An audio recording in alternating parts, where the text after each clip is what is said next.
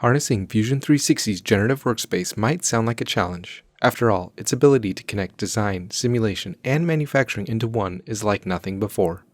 But it starts simply, with framing the problem.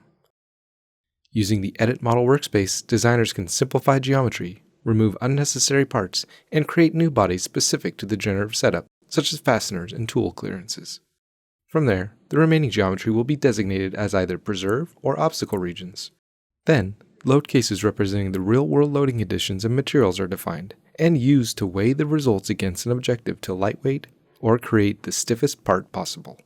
From there, the manufacturing constraints are defined. Will you use a 5-axis, a 3-axis, or additive manufacturing process, or other?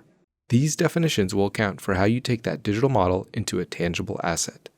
With that, Fusion 360 is armed with all the information needed to generate hundreds of optimized solutions.